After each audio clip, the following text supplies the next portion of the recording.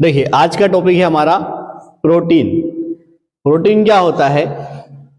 Protein शब्द की जो उत्पत्ति हुई है वो ग्रीक भाषा के प्रोटियोस से हुई है। प्रोटियोस का अर्थ होता है प्राथमिक महत्वपूर्ण। प्राथमिक महत्वपूर्ण का मतलब ये होता है कि प्रोटीन से ही हमारे शरीर का निर्माण हुआ है।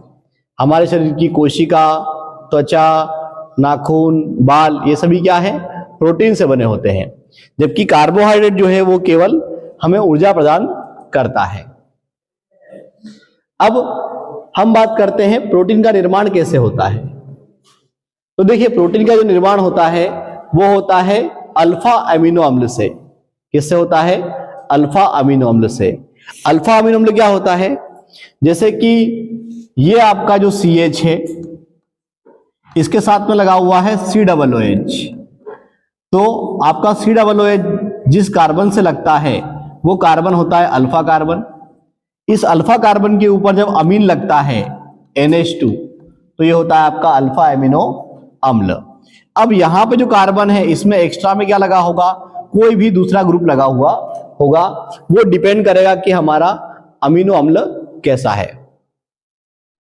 तो यहां पे हम कह रहे हैं कि अमीनो अम्ल में NH2 और कार्बोक्सिलिक क्रियात्मक समूह उपस्थित होता है।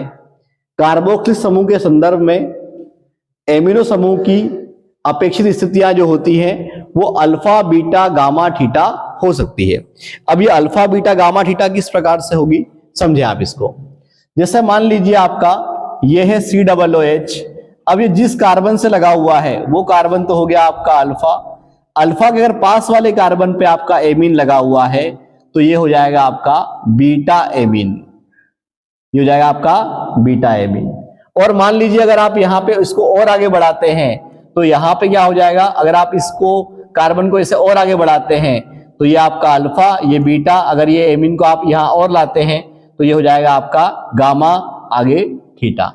तो इस प्रकार क्या है आपके जो अमीनो अम्ल है आदि को इस प्रकार से वर्गीकृत किया है। लेकिन हमारा जो प्रोटीन होता है केवल अल्फा अमीनो अम्ल से ही बनता है। अर्थात हमारे प्रोटीन के अंदर ये वाला हिस्सा, ये जो अमीनो अम्ल है उन सभी में ये वाला हिस्सा पाया जाता है। बाकी हिस्से में क्या है? परिवर्तन हो सकता है। अब आगे देखते हैं।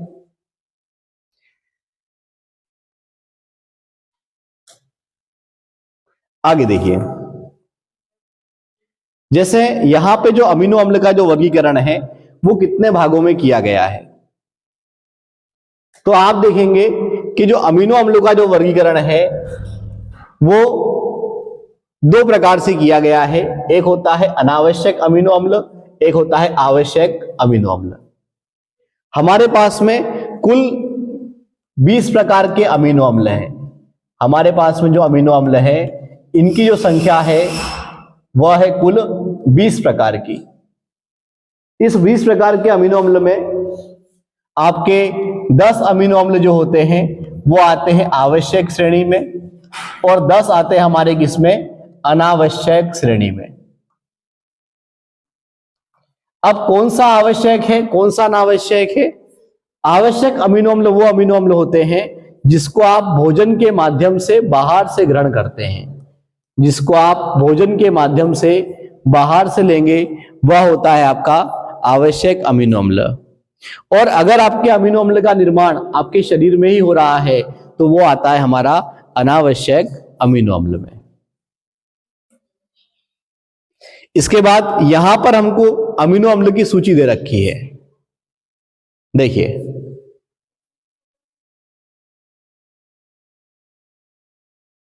जैसे मैंने आपको बताया कि आपके जो अमीनो अम्ल का फॉर्मूला होता है ये किस प्रकार से तैयार करना है हमको समझिए आप लोग। तो हमने उसका फॉर्मूला लिखा था RCH, यहां पे आता है क्या? NH2। अब यहां पे आप देखिए कि आपका जो ये वाला हिस्सा है ये सब में कॉमन आता है।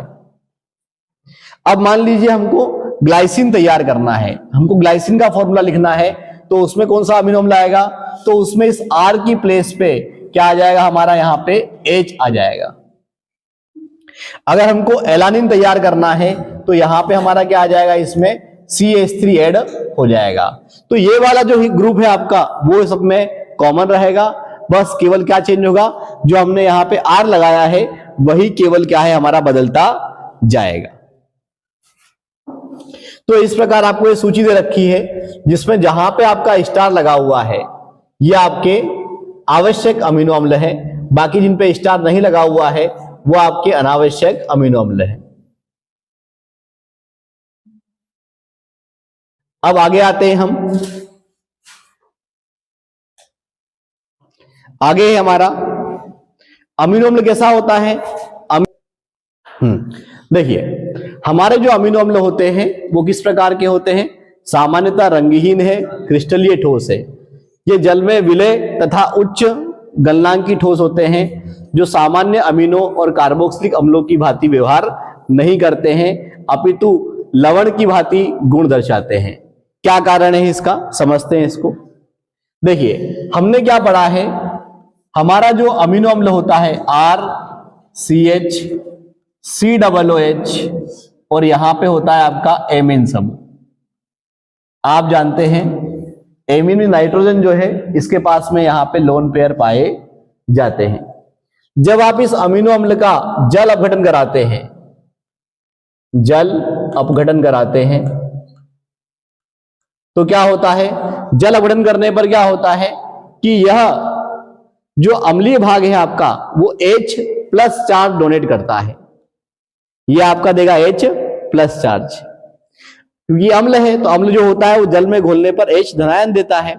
और आपका जो एमीन वाला हिस्सा होता है इसमें पाए जाते हैं लोन पेयर, तो लोन पेयर क्या करते हैं, इस H को एक्सेप्ट कर लेते हैं, तो आपका बन जाता है RCH COO ऋण और ये हो गया आपका NH3। आंतरिक इस प्रकार से क्या होते हैं, आयन बन जाते हैं। तो इस प्रकार के जो आयन होते हैं इसको हम बोलते हैं ज्विटर आयन। क्या कहते हैं इसको, ज्विटर आयन। देखिए ये लिखा हुआ है यहां पे आगे, क्या लिखा हुआ है कि इसके कारण एक ही अणु में अम्लीय और क्षारीय समूह की उपस्थिति है। जलीय विलयन में कार्बोक्सिलिक समूह जो है हमारा वो प्रोटॉन या धनायन जो है मुक्त करता है और जो आपका एमीन समूह है वो उसको लोन पेयर देके ग्रहण कर लेता है, जिसके फलस्वरूप क्या होता है, हमारा एक द्विध्रुव आयन बनता है जिसे हम क्या कहते हैं, ज्विटर आयन कहते हैं। तो ये हमारा ज्विटर आयन इस प्रकार से बनता है। अब आगे देखिए आप, आपका जो एमिनो अम्ल होता है ये दोहरी प्रकृति का है, मतलब ये उभय प्रकृति का है।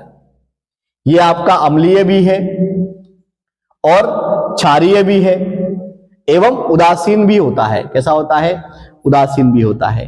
वो निर्भर करता है उसमें पाए जाने वाले अम्लीय भाग और क्षारीय भाग की संख्या पर। मान लीजिए जैसे मैं आपको बताता हूं,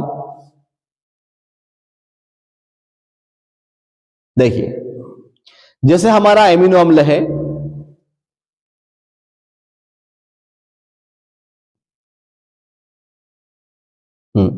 हमारा जो अमीनो अम्ल है हमने लिखा है इसको CH COOH और ये आपका ये हमारा अल्फा अमीनो अम्ल हो गया। अब देखिए अगर मैं यहां पे H जोड़ता हूं तो क्या होता है, तो यहां पे एक अम्लीय भाग है, एक क्षारीय भाग है, अम्ल और क्षार बराबर मात्रा में है, तो आपका यह अमीनो अम्ल कैसा होगा, उदासीन होगा। अगर आप CH3 ऐड करेंगे तो अभी भी क्या होगा, ये भी आपका उदासीन होगा अर्थात न्यूट्रल होगा। इसको आप ऐड करेंगे तो भी अम्ल क्षार बराबर मात्रा में उदासीन होगा, इसको आप ऐड करेंगे तो भी बराबर मात्रा में होगा, उदासीन होगा। इसको आप ऐड करेंगे तो भी यहाँ पे क्या हो रहा है, बराबर मात्रा में है, उदासीन हो रहा है। लेकिन अगर आप इसको ऐड कर देते हैं तो आप देखिए यहाँ पे जो क्षारीय भाग है इनकी संख्या क्या हो गई है, अब बढ़ गई है। भाई COOH तो आपका यहाँ पर एक ही है, लेकिन ये भाग क्या होता है आपका यहाँ पे बढ़ जाता है। तो यहाँ पे इसकी जो है प्रकृति जो होती है वो क्षारीय होती है। कैसी होती है, क्षारीय होती है। तो ऐसे अगर आपका COOH भाग बढ़ता है तो अम्लीय हो जाता है और NH2 भाग बढ़ता है तो हमारा क्या है, क्षारीय हो जाता है। अब हम आगे देखते हैं इसको। हाँ देखिए यहां पे इसको D और L किस प्रकार से बांटा गया है समझते हैं हम।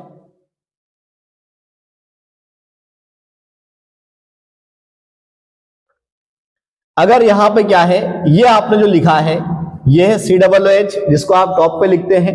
अगर आप यहां पे जो एमीन ऐड कर रहे हैं वो लेफ्ट हैंड की ओर ऐड कर रहे हैं तो ये होता है आपका एल एमिनो एसिड। क्या होता है हमारा? L amino acid. अगर आप इसको, अगर ये एमीन ग्रुप आपके इस राइट हैंड पे लगा हुआ होगा तो ये हो जाएगा हमारा डी एमिनो एसिड्स। जैसे हम कार्बोहाइड्रेट में करते हैं कि कार्बोहाइड्रेट में क्या होता है कि हमारा जो क्रियात्मक समूह होता है उससे दूर जो कायरल कार्बन होता है, अगर उसमें OH आपके राइट हैंड की ओर होता है तो होता है वो डी, लेफ्ट हैंड पे होता है तो आपका होता है एल। ऐसे ही हमारा इसके अंदर होता है कि अगर हमारा एमीन ग्रुप जो है वो लेफ्ट हैंड की ओर होता है तो ये होता है एल, और अगर ये होता है तो आपका होता है डी।